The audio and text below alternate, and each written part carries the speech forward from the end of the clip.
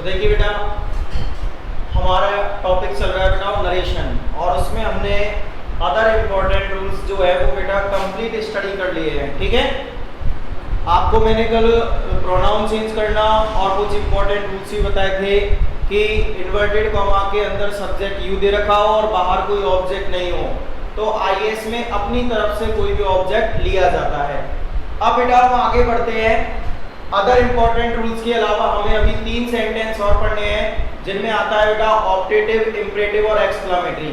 तो सबसे पहले हम किसके बारे में जानेंगे बेटा? ऑप्टेटिव। देखिए, ऑप्टेटिव का मतलब होता है बेटा इच्छा बोधक, यानी अपनी मन की इच्छा को बोध कराने वाला सेंटेंस। मन में जो इच्छाएं होती हैं वो बेटा या तो ब्लेस होती है या फिर कर्स होती है। या तो हम किसी को दुआ देते हैं, किसी के लिए अच्छा सोचते हैं, या हम उसे क्या देते हैं? बद्दुआ, या फिर उसके लिए हम बुरा सोचते हैं। तो देखिए, इस सेंटेंस की जो पहचान होती है वो है ये सेंटेंस में से शुरू होगा और खत्म कहां पर होगा? एक्सक्लेमेटरी मार्क पर। दोबारा सुनिए, सेंटेंस शुरू किससे होगा? में से, और खत्म कहां पे होगा? एक्सक्लेमेटरी मार्क पर। अब आपको हिंदी करके ये समझना है कि उसमें ब्लेस है या कर्स है, यानी कि उसमें दुआ दी गई है या बद्दुआ। जैसे मान लो एक सेंटेंस लिया मैंने, मे यू लिव लॉन्ग, मैंने एग्जांपल ले लिया मे यू लिव लॉन्ग। तो देखिए इसकी हिंदी कीजिए, आपकी आयु लंबी हो, तो बेटा ये क्या होगा? ब्लेस। क्या हो जाएगा? ये bless.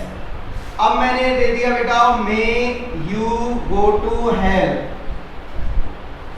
May you go to hell. अब देखना बेटा ये क्या होगा? कर्स, क्योंकि इसका मतलब क्या है? नरक में जा। इसका मतलब क्या है? नरक में जा। तो बेटा नरक में जाना क्या होगा? एक कर्स।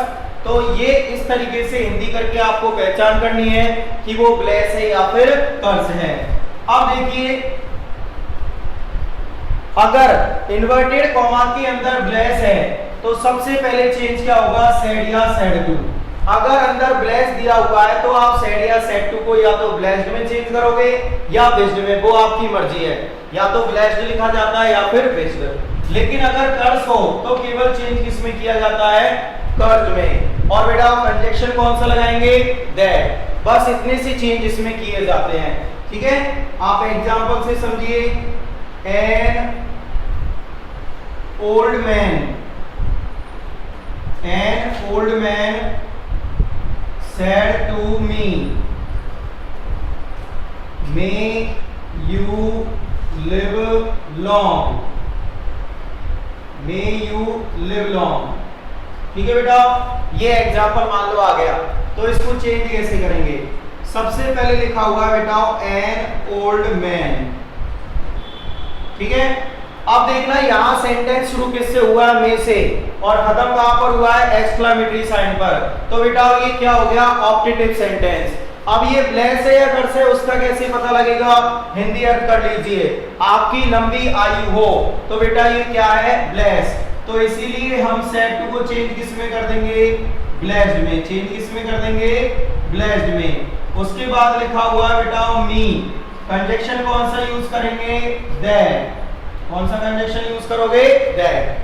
अब देखना बेटा, इसके बाद लिखा जाता है हमेशा सब्जेक्ट, और सब्जेक्ट इसमें कहां रहेगा? मे के तुरंत बाद। तो इसमें यहां पर सब्जेक्ट कौन सा है? यू। कौन के अकॉर्डिंग चेंज होगा? बाहर वाले ऑब्जेक्ट के अकॉर्डिंग। क्या आ जाएगा बेटा? आई। क्या आएगा? आई। बीच में वर्ड रह गया था मे, और मे किसमें चेंज होता है? माइट में। ये आपने टेंस में पढ़ लिया था। उसके बाद बेटा क्या बच रहा है? लिव और लॉन्ग। तो इस तरीके से ये चेंज हो जाएगा। एक और एग्जांपल देखते हैं। He said to her,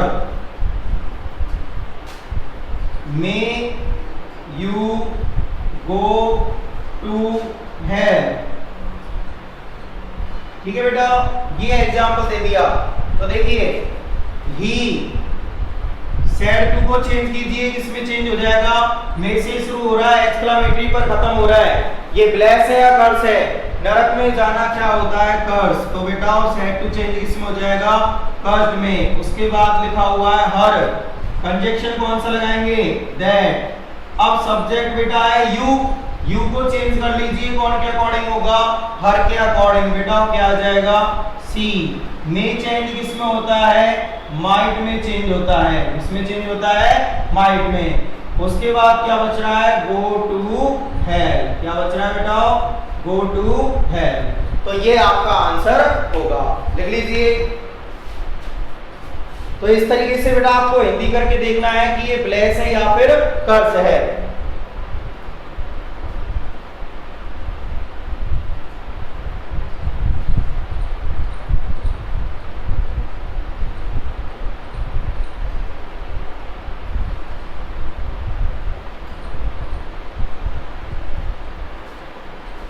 yes, लिख लीजिए बेटा।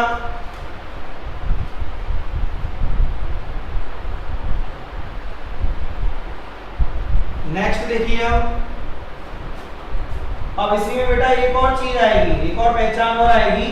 तो देखिए अभी मैंने बताया था मे से शुरू होकर एक्सक्लेमेटरी पर खत्म होगा, लेकिन बेटा इसका एक और फॉर्म है कि मे के साथ गॉड आएगा और एक्सक्लेमेटरी साइन पर खत्म होगा। तो बेटा इसको क्या कहा जाता है? प्रे। क्या कहा जाता है? प्रे। और सैड या सैड टू चेंज किस में हो जाएगा इस कंडीशन में? प्रेड में। चेंज किस में होगा बेटा? प्रेड में। ठीक है, तो अगर मे गॉड से शुरू होकर एक्सक्लेमेटरी साइन पर खत्म होता है तो उसे हम क्या कहते हैं? प्रे। और सैड या सैड टू इस कंडीशन में किस में चेंज होता है? प्रेड में। जैसे एग्जांपल से देखिए, an old lady said, may God help the poor. Help the poor. तो देखिए बेटा, an old lady, अब आपको चेंज करना बेटा सैड। मे गॉड से शुरू हो रहा है और एक्सक्लेमेटरी पर खत्म हो रहा है तो वो क्या होती है? प्रे। और प्रे के लिए सैड इसमें चेंज होता है प्रेड में।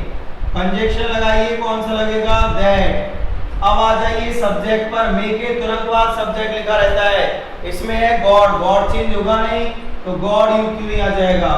मे चेंज किस में हो जाएगा बेटा? माइट में।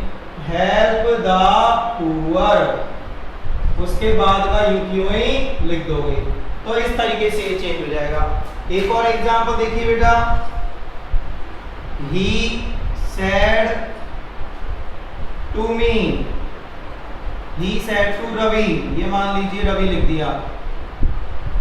मे God pardon you. May God pardon you. ठीक है बेटा, तो देखिए ही सेड टू को चेंज कीजिए। मे गॉड से शुरू हो रहा है, एक्सक्लेमेटरी पर खत्म हो रहा है तो सेड टू इसमें चेंज होगा? प्रेड में। उसके बाद लिखा हुआ है बेटा रवि, कंजक्शन कौन सा लगेगा? दैट। अब सब्जेक्ट पे आ जाइए, क्या लिखा हुआ है? गॉड। मे को चेंज किस में कर देंगे? माइट में। उसके बाद है बेटा पार्डन। अब देखिए लास्ट में क्या आ गया बेटा? यू। और यू यहाँ पे क्या है? प्रोनाउन। और यू यहाँ पर क्या होगा बेटा? यू का ऑब्जेक्ट। क्या है यहाँ पर? यू का ऑब्जेक्ट। यू वाला कॉलम किसके अकॉर्डिंग चेंज होता है? ऑब्जेक्ट के अकॉर्डिंग। अगर यहाँ पे यू का ऑब्जेक्ट है तो आप रवि का भी क्या लिखोगे? ऑब्जेक्ट। रवि मीन्स मेल, और बेटा मेल का ऑब्जेक्ट क्या होता है? हिम होता है। क्या होता है? हिम। और लास्ट में क्या लगा देंगे बेटा? Full stop. क्या लगाएंगे? Full stop. तो इस तरीके से बेटा ये चेंज होगा। ठीक है, लिख लीजिए। कल हम पढ़ेंगे बेटा इंपरेटिव सेंटेंस। ठीक है।